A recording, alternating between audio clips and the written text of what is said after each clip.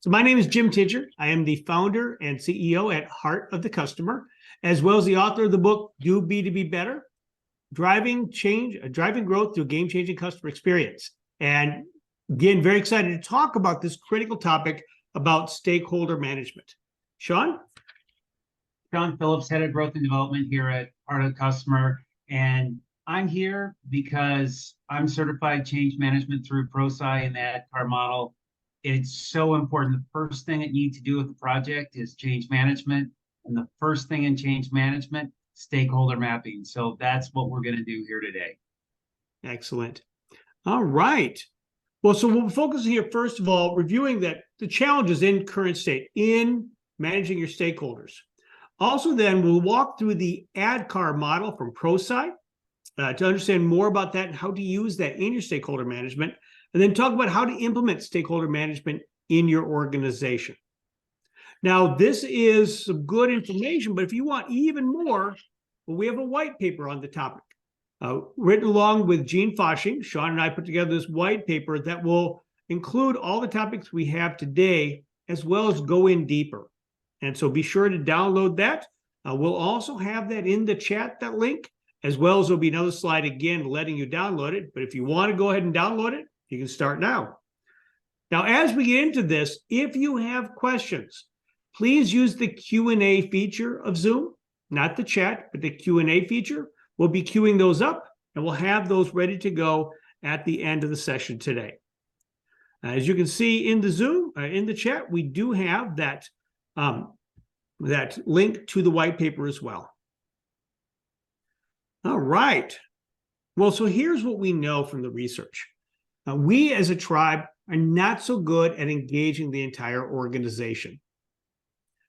When programs are really mature and are doing great, they're able to get the whole organization involved in understanding what's going on with the customer experience and acting to improve it. But if we use Qualtrics's XM Institute's data, when they look at their maturity assessment, they find that 2 out of 3 CX programs are either weak or very weak. In fact, I think 48% or 46% are very weak at activating the organization, which is the part of the maturity model about stakeholder management and involving your frontline team, so on. As well as my book, Do B2B Better, found that only 23% of organizations are actively able to use their customer experience to drive business growth, which requires, of course, having the entire team, the whole company involved. So multiple sources of data show us that as a capability in CX, we haven't really mastered the art of involving stakeholders. We'll give you some more tips on how to do that today as we do that. Again, go into a lot of detail on this in the book, Do B2B Better. In fact, the last quarter of the book is all about using deliberate change management to engage the overall organization. So go there for more detail. Before we get into the actual process of mapping stakeholders and driving stakeholder engagement, we'd like to introduce you to the ADKAR model. And as Shawn mentioned, he is certified. So I'm going to ask Shawn to walk us through the ADKAR change model. ADKAR change model. So change management is the people side of change. And so many of us, when we think of change, we're like, I got to change this system. I got to change this process. We have to move these things around. It'll be great for our customers. And in order to get it done, any change, you need people to help you. You need people on board because people are going to be the catalyst for getting things done. And the ADKAR change model is a way to do that. It's a way to address the people side of change. And it's something that goes left to right here, because if you don't have awareness, you're not going to have the ability to change because you have no idea what needs to change. And so everything starts with awareness. Hey, this is something I need to do. I know that I need to change. And so one of the things that happened, I don't know, it was 3-4 weeks ago. So we're all on Zoom meetings, Teams meetings all day, every day. And I'd had some minestrone soup for lunch, and it was delicious and wonderful. And it also has little green things in the soup. And I had green thing right there. And I wasn't looking at my picture, and I was just talking and going. I didn't have the awareness that I needed to change something. As soon as I was aware, I had the desire. But it's that first thing, know that I need to change. And a lot of people are all over that.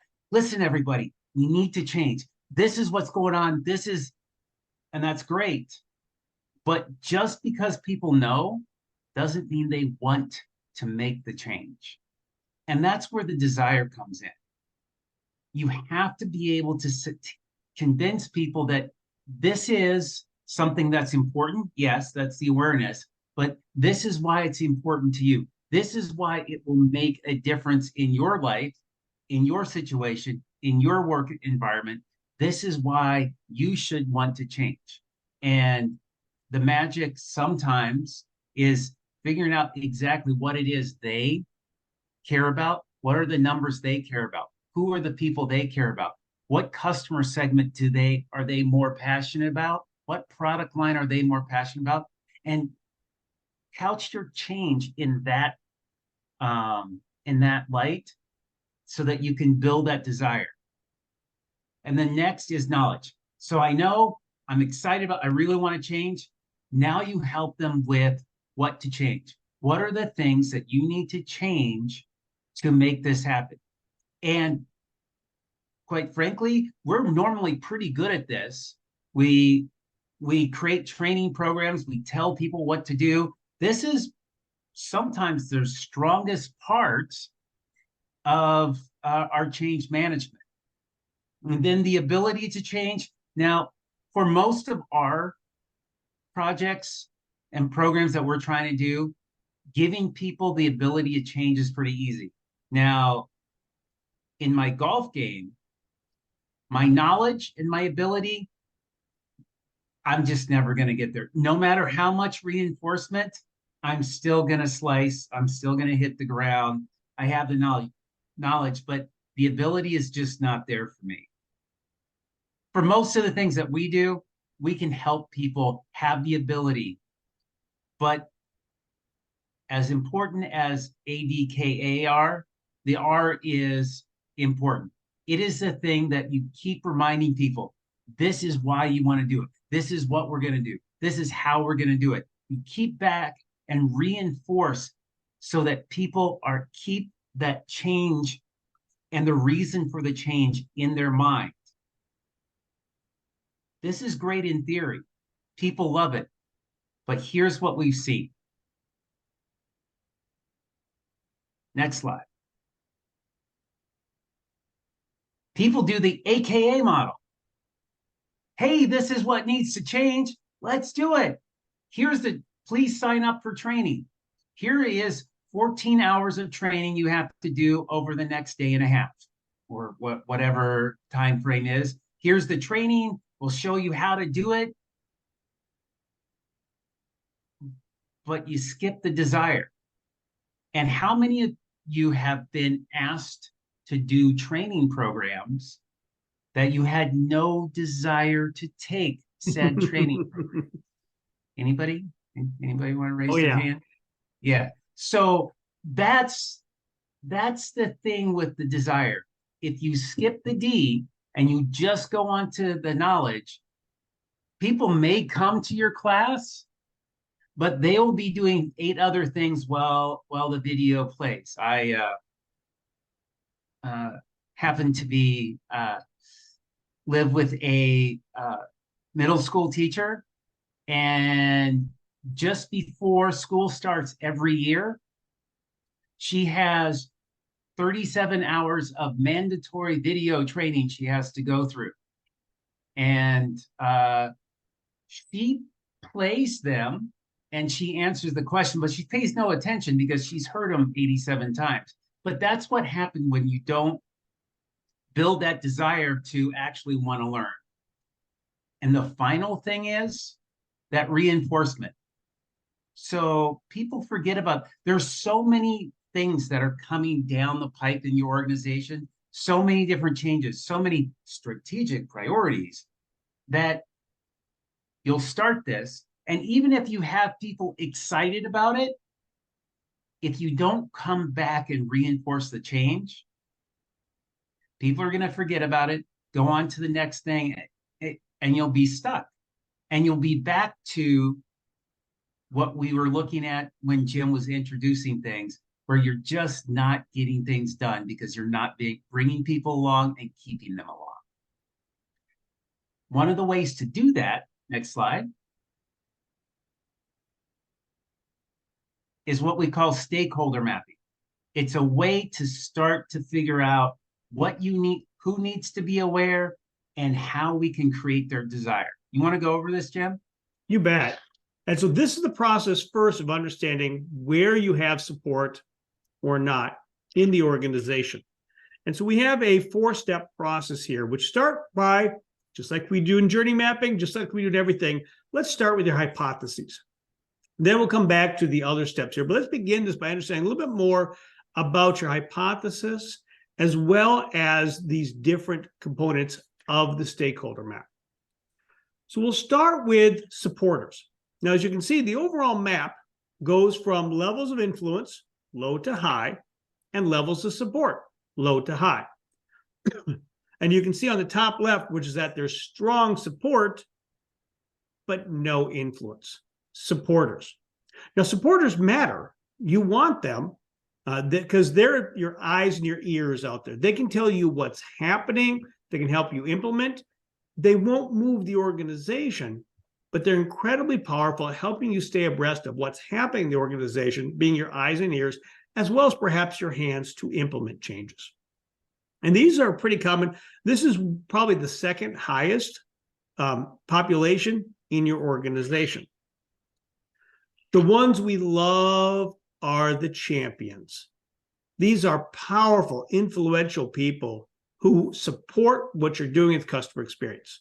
They're by your side. These are your most important people. They're often relatively rare, though. Now, if in your hypothesis map, you find, as you're building this out, that you have a lot of champions, that's something to look for, because is that really the case? We actually find many people doing is their hypothesis is that they have a lot of champions. In later stages, they'll find that some of those champions actually migrate to supporters because they're not as influential as you might think. But at this stage, you're getting together with your team. It takes an hour and a half, 2 hours to lay out all of your stakeholders, and you're putting them on the map. So we've talked about supporters. We talked about the champions, which again, high support, high level support, as well as high levels of influence. Now let's go to what is the most populous group you likely have, which is bystanders. Now, they don't have a lot of interest. They don't have a lot of influence. It's the majority of the organization, and that's okay. You do want to inform this group, but you don't have to spend as much time on this because they're not that influential. So something came up this morning as we were doing this. We're doing a listening strategy for a manufacturing company, and when after a delivery is for a full order is complete, a survey is going to come, and the truck driver that delivers the items and drops it off, if they are not informed and they hit the button that says delivery complete and the person gets the survey, the person goes, what's the deal with this survey? If the truck driver has no idea about it, delete it. I don't know, it's deleted, whatever. But if the truck driver has been informed, and so this is part of our change management plan that we're working on, let the truck drivers know that you don't have to do anything, but if you're asked, tell them it's a survey and we use it to make sure everything is right and works out. And so, sure, the truck drivers don't need to know the details of the survey and they don't need to champion the survey, but they might be asked, and so they need to be informed so that it's not a surprise to the other folks. And that's one example of a change where a bystander, knowing, can help or hinder the progress of change. So in terms of the Now, ADKAR model, they need to be aware, but you don't need to work on their desire or other levels of that. It's mostly the awareness stage. right, absolutely. Now, here's the thing that a lot of people avoid. It's the challengers. These are the people that they don't like what you're trying to do. They may not like you, but they certainly don't like what you're trying to do. And so they'll question you. They won't show up to meetings. They just don't think it's a good idea that you're doing this thing. Now, these are the second most important people in the stakeholder map, because these are the folks that can derail what's going on. And so the champions, they bring us forward. The challengers, however, they bring us back. And so with the challengers, if you don't do the stakeholder mapping, the challengers appear at the most awkward times. They're like, you're in a meeting and all of a sudden somebody who should have been on the stakeholder map starts talking and saying, that's not a good idea. We tried this before 87 years ago and it didn't work. And because you didn't take the time and go, oh, wait a second, this might be a challenge. Now, those challengers are bad, but there is sort of next level challengers. And those are the active detractors. These are the people that purposely put barricades in your way. And I remember I was doing this project with a large retailer. We were redoing their pricing strategy. And so unfortunately, the strategy they had ended up sometimes having up to 12 prices for a single item on any given day based on a number of offers. It's a little confusing to customers, little confusing to employees, but there was the architect of this brilliant pricing strategy that thought it was going to change the world.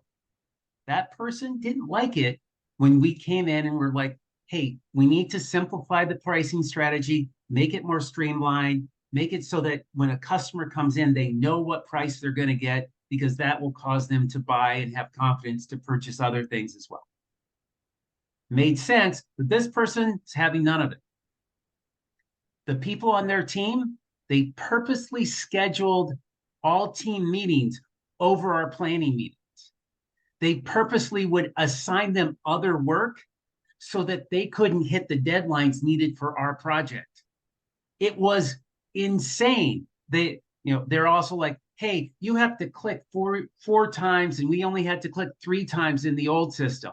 Just all kinds of things throwing it in the way. Now, what we did was really twofold.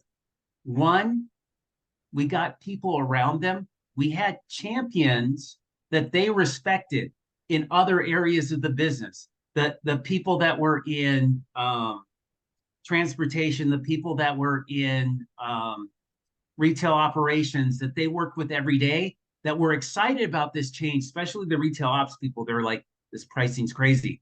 And so what they did is we had them talk to the challengers. They actually took this person out to lunch and introduced us as a topic. Didn't change them, but it softened them. And then we also got that person's boss to be a champion. And that also helped. You're going to have these active detractors. Knowing about them ahead of time by stakeholder mapping is the key to success. Let me give another example. Last week, we have a program called the CX Fellowship. Some more advanced CX leaders, we get together in person 2 to 3 times a year. And I was talking with one last week, a client of ours. where we had done the stakeholder work with her. So she had identified who were champions, who were challengers, and of course, were the active detractors. Now, her organization was going through a reduction in force. Not an unusual, unfortunately. And her boss called her and said, hey, good news. Your team will not be impacted. Except we do need you now to report to this other person. Well, because she had done the stakeholder mapping, she immediately recognized this other person was, you got it, an active detractor. Somebody who believed customer experience is important, didn't believe in her approach to customer experience or in her personally. And because she'd done the work up front, she was able to say, as soon as she heard, you'll be reporting this other person, her immediate response was, I don't believe I can do the work I've been doing if I were to report to this person. To me, that amazed me. The ability to pull that off in the real moment was fantastic. But because she'd done the hard work of recognizing who were her champions, her detractors, she was able to say that right away. And a half hour later, she got a call saying, well, never mind, you won't be reporting to that person. Instead, you're reporting to the chief customer officer, which was a move up in the organization. It's really important to understand who out there understands you and who supports you. Now, at this phase, we're only doing the documenting the hypothesis. Put this up on a wall, this 2x2 grid, and place your supporters in each box. Post-it notes were great. But that's just your hypothesis. And I guarantee you, your hypothesis is wrong. That's what we found with every client we do this with. And so then next step is to go out and to interview the stakeholders. Now, don't outsource this. You need to own this relationship. You need to talk to them yourself so you can really understand where they all are and be able to reach out to them personally. Now, we do this work, of course, as well as part of maturity assessment. And that may be times when you want to outsource it, but you want to maintain it yourself. So make certain that you are part of these interviews. Don't give it to your staff. And go out there and talk to them so you can truly understand, did you get it right? Look for, and the white paper goes in more details. The white paper link again is in the chat. We'll have it coming up here again. But the white paper gives you some ideas of the questions to ask, like, do you regularly talk to customers? How do you know how to prioritize your work? Who's your trusted advisor internally? Use these questions to learn more about what's important to your stakeholders and what they trust. And the most important question to ask, write these 3 letters down, is what are your KPIs? Because that's what the stakeholder cares about. Everybody wants a better customer experience. Of course they do. Everybody also wants to improve sales, decrease costs, come out with new products, a lot of things they care about. If you can understand what their KPIs are, that's your first step to going after desire. So make sure to ask that while you're out there talking to them. Now, if you desire, by the way, to ask a question, please make sure to click on that Q&A tab, and we'll be going out to questions as we go forward. You like that, Shawn? All right. That was nice, subtle. So once you're done, the next step then is to update the map. And so come back now. Don't look at your old map. I know there's a tendency to look at the map and move the Post-it notes around, but you're now anchoring yourself to your uninformed position. Start with a fresh map, redo the work, and when you're done, then go back and see how close you were the first time. I know it's easier just to move the Post-it notes, and we have a lot of clients want to do that. But then what you find out doing is you're anchored by the fact you used to think they were a supporter, and now you find out they're actually a bystander. Don't anchor yourself. Start with a fresh map and update it. And so then the main thing is to maintain your stakeholder map. Now, many of you know I'm on the board of the Customer Experience Professionals Association, the CXPA. And so I've had the opportunity to hear from 3 of our fellow board members about how they maintain theirs. Roxy Stromenger, who is she was mentioned quite a bit in my book, Do B2B Better, at UKG. She's a treasurer on the CXPA, which means next year she will be the vice chair. She was also just selected as the My Customers CX Leader of the Year. And at last year's Do B2B Better, she reported that she goes out and does a roadshow twice a year to maintain her map. Tabitha Dunn with Hitachi, she mentioned at this year's Do B2B Better that she updates her stakeholder maps quarterly. Brian Sander from AAA, he didn't talk about the specific how much he updates it, but he does report he spends 80% of his time with stakeholders because it's so important to maintain them. So don't let your map get stale. Update it a minimum of twice a year, which means, of course, going out and talking to your stakeholders. In fact, Brian has identified about 8, I think it was, stakeholders that he meets with every month. And so keeping this fresh is really important as it guides your overall approach. Because if you're doing this right, you're going to have supporters that become champions. You're going to have challengers that become champions. Unfortunately, there may be some supporters that become challengers because they have differing priorities. So what you're doing should improve this. But if you don't do this, you're just working off of your hypothesis instead of validating where people are, because where people are affects how they're going to help you drive the change or what they're going to get in the way of. So nothing is important in this process of change than engaging your champions. You can't do it alone. If you're in a 5-person company, maybe, but probably even then not. But most of you on this list here, I'm looking at the list of attendees and participants here, you're not in a small, tiny company. And most of the time, the CX group is not a group of 80 people. You have a small but mighty team. And in order to get things done, you need other people. And those other people, the first people you need to talk to are those champions. They are the ones that can get the word out. They are the ones that can remove some of the obstacles. They are the ones that can then talk to their teams and go, listen, this is a great thing. This is why it's good for you. They can help bring those change management messages, the what's in it for me messages, down to their teams. So one person can affect tens or hundreds of people because you keep engaging them and they know what's going on and they're willing to push and they're willing to help. Now, for the champions, they'll look at what you're doing and they will already be able to go in their head. If this improves with the customer experience, these KPIs of mine, I'm going to sell more. People are not, if people trust us in the call center, they're not going to call us 2 and 3 extra times to make sure we got the answer right. And they'll see this and they'll go, okay, I get it.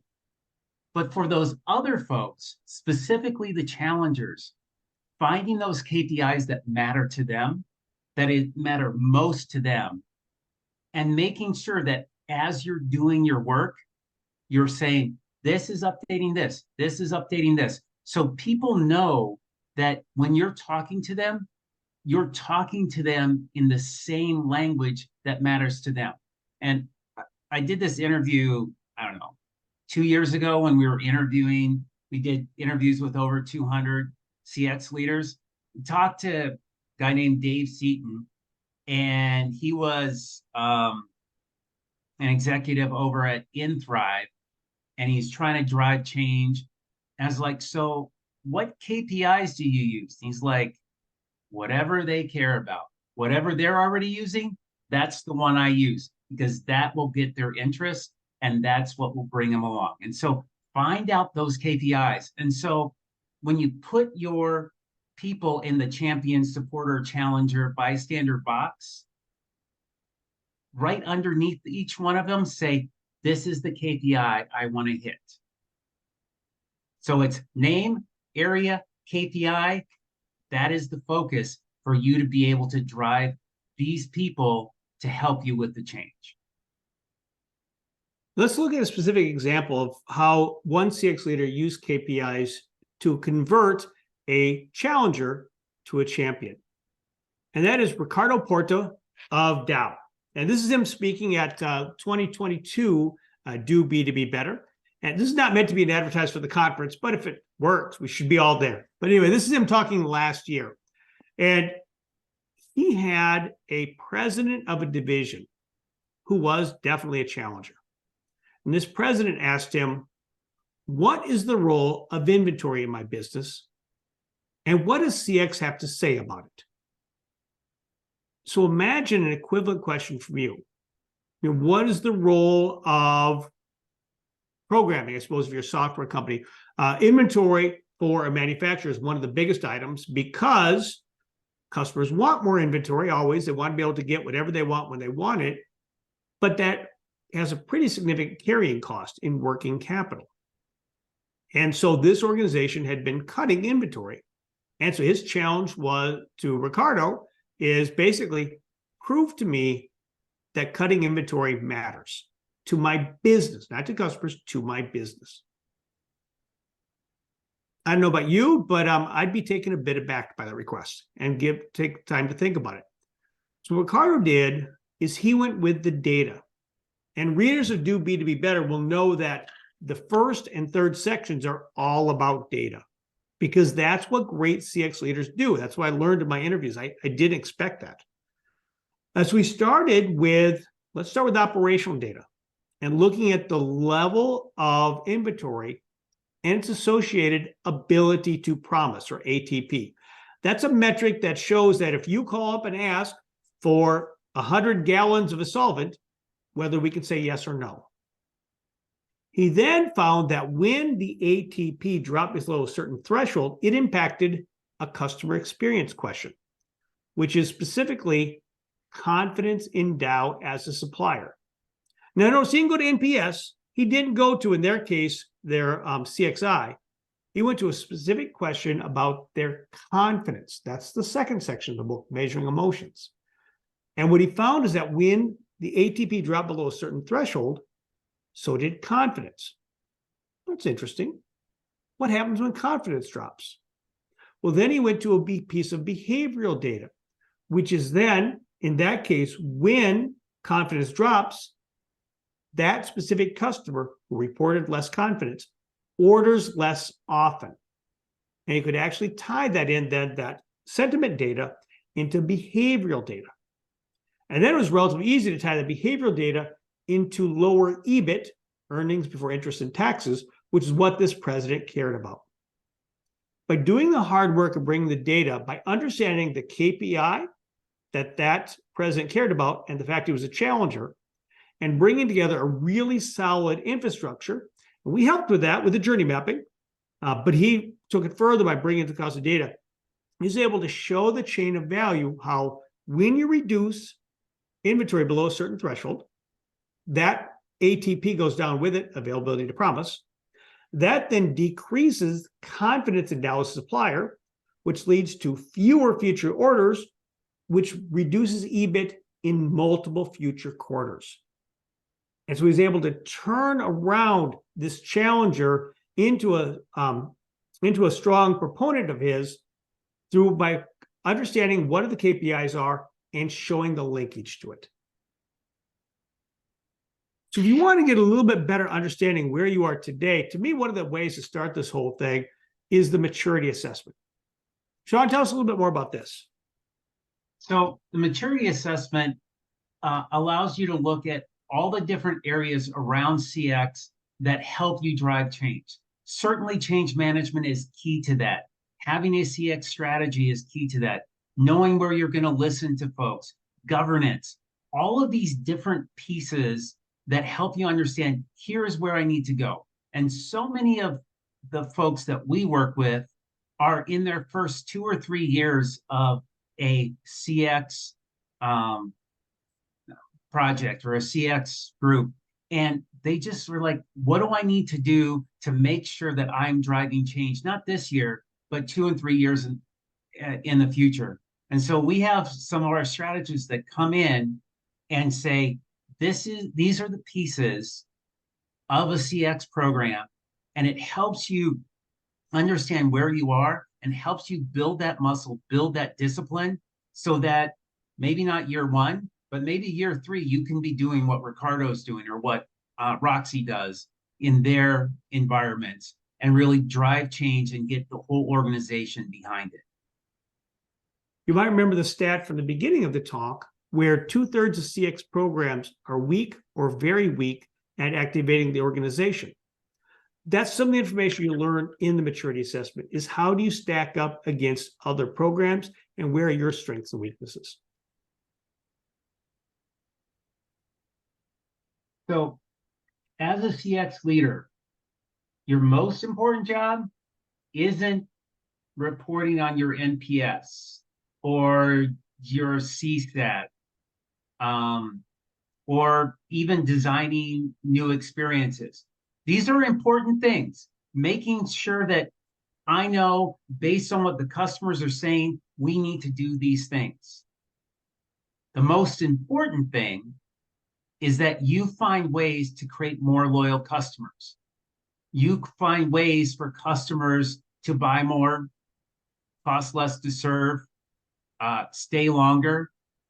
And the way you do that is you get people on board. Create this group of people that are on board with making the change. And without change management, you're not going to be able to move the needle. And so as a CX person, your job is getting the internal stakeholders going so that your CX, your customer focused change, can make a difference in your organization. So we'll go to questions here in just a minute. So please fill out your questions you might have about this. But I want you to take a minute and to look internally and ask, are we improving the customer's experiences? There's a great conversation going on right now on LinkedIn, which is showing that on the consumer side, the ACSI is showing continual drop in scores. So odds are your answer is going to be no. And if you're not dramatically improving the experience, this is likely what you're missing out on, is bringing the entire organization along, specifically starting with your stakeholders. And so we have the white paper to go more in detail on that. But let's turn over to questions now, and feel free to fire away on what's happening today in stakeholder management. Lisa, what questions do we have? All right, let's start off with this one. You mentioned the need to understand our stakeholders' KPIs. How do we find these out in the first place? The answer, of course, is to ask them. And that's something that I found, that many people go out and talk to their stakeholders, but they don't take the time to understand how are they promoted. Because as we mentioned earlier, yes, everybody wants a better customer experience. Of course they do. But what they most want is to be seen as doing a good job and hopefully to get promoted. And that doesn't happen through an improved customer experience. That happens through their KPIs. So take the time to ask them, how are they measured? What does success look like for them? And then find ways that you can connect your work to that. Now, you probably out of the gate can't do like Ricardo and bring in all that data. But by understanding what the KPIs are, you can use that to drive your analytics work so that someday you can do that.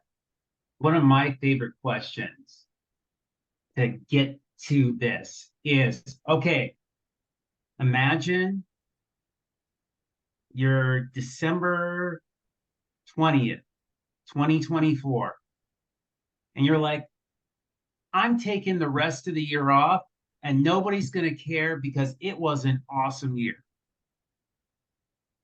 What had to have happened that you could say that, and you know that they'll say, take an extra week off because everything's still, what had to happen to make that happen?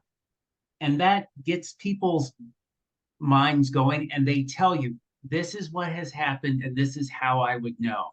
It's a great question, and people like answering the question. They like imagining themselves being successful. Imagine that. You like thinking about success. So that is one of my favorite questions, but it gets the answer and you connect with people, because when you're talking to them, you're getting them to think about their success, and then you can figure out a way how to help them.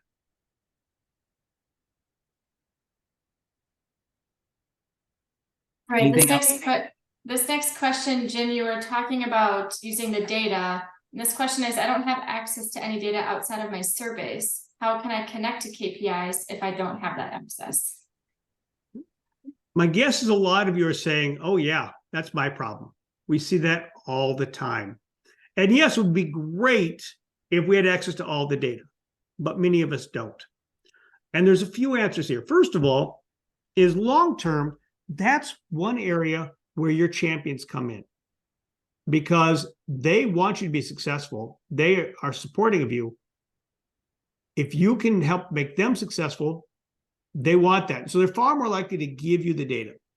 What I find is starting with Big Bang is tough.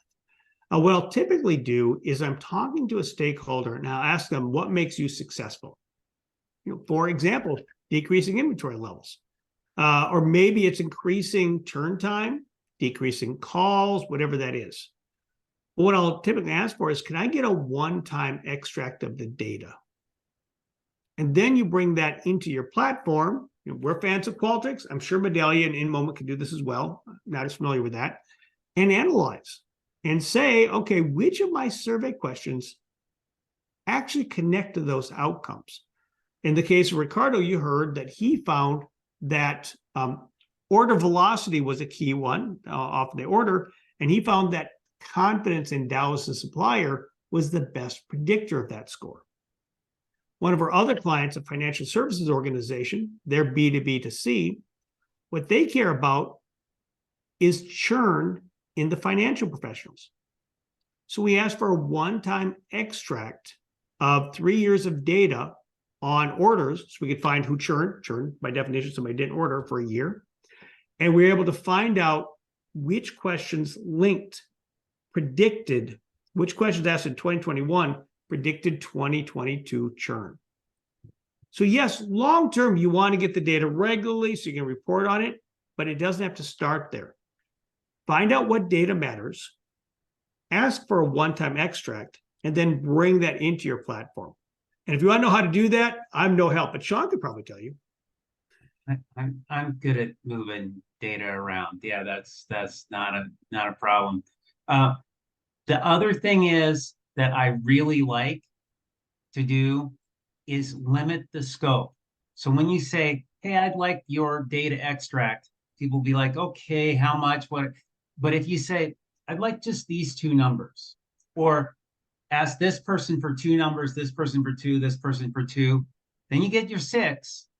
But if you only ask for just a few things, the request seems much more reasonable, a lot harder to say no to, because you're not asking for this big IT project that's going to take them a month to get all the stuff. You're just saying, I just need just a few little numbers here. If you could get that, that would be awesome. And so if you limit your scope to just the most important and maybe a couple tangential numbers, you're most likely to get that information without a lot of pushback. And here's how it helps you. We talked earlier about the ad card change model. It should be your goal to be able to regularly report to that stakeholder that we found that this metric predicts what you care about. In the case of coming back to that financial services organization, it was broken processes were the best predictor. So dissatisfaction with a certain process was the best predictor of churn. Once you've identified that, now you're building desire in your stakeholder for a few things. One is to fix that process. But the second is they're going to come back and ask you, have we done better? So they're far more likely to enable you to have the data on a regular basis because they desire to know the answer to that question. All right, Lisa, what's next? Next question here. If the primary objective is retention, what advice do you have when there's been an obvious problem which lost or upset customers, but the problem is now solved? So everyone thinks they know what caused the problem and now it's resolved. So CX isn't a priority anymore. Oh, short term. Wow, that's a good one. Shawn, any thoughts? Or I can hop in. What I can tell you is for most companies,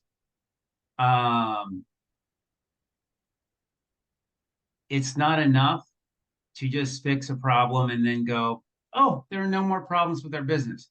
Maybe retention is fixed, and you also need to say, hey, I need to continue to measure to make sure that we're staying on top of it. But your business doesn't just have one problem. Your business has multiple problems, multiple challenges.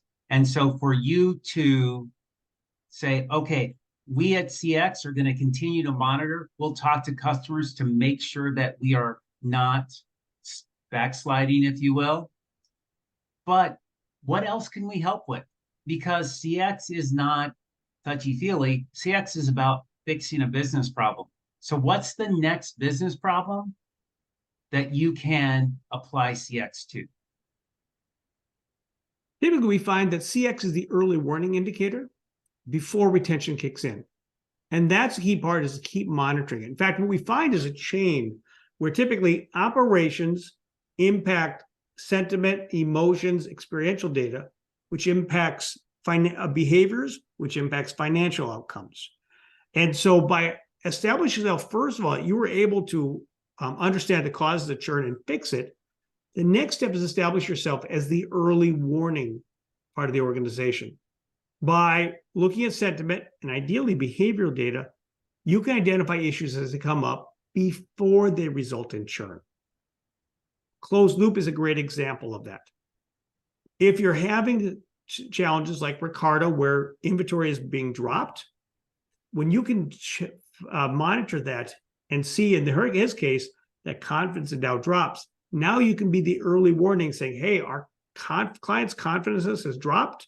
We need to fix it now before the behaviors change and before we lose money.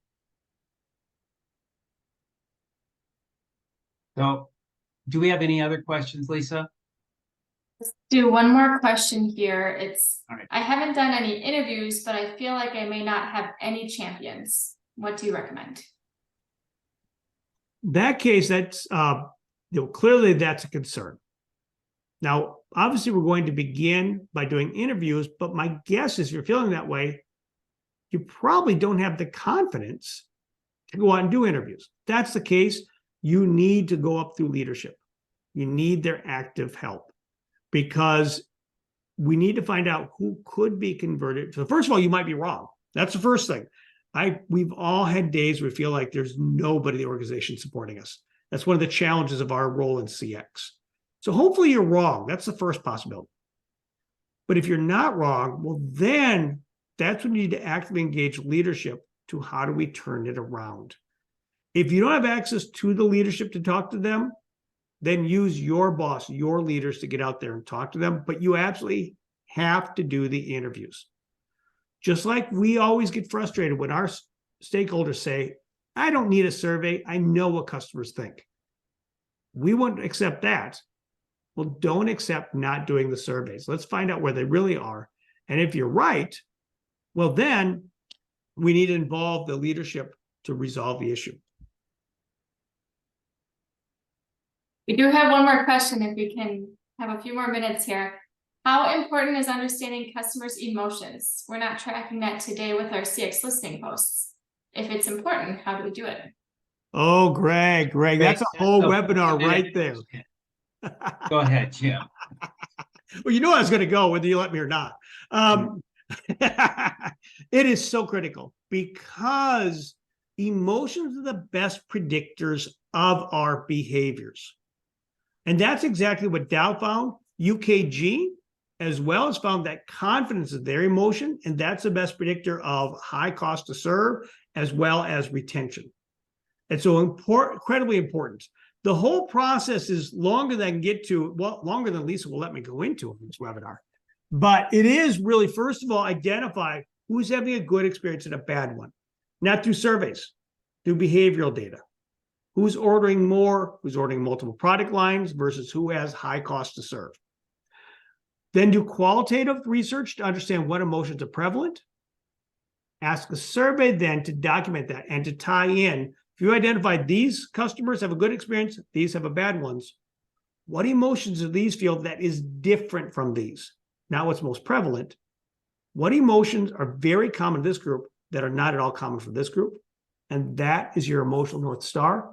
Now build that into your surveys. We typically recommend a pick list of 6 or 8 emotions that are all tied into that outcome you care about. That's a great point. Lisa, we probably need to make that a webinar in and of itself, because and we have actually that's true.